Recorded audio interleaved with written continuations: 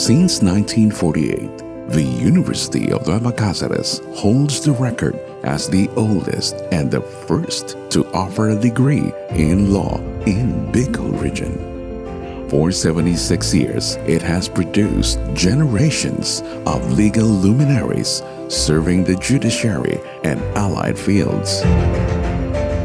It has changed through and with time, hurdling challenges of learning modalities and platforms, yet maintaining the tradition of legal discourse and courtroom prowess. Responding to calls for support in producing more and more legal professionals. Proving through the test of time, the most trusted name in legal degree, the University of Nueva Caceres College of Law, Bicol's first and finest.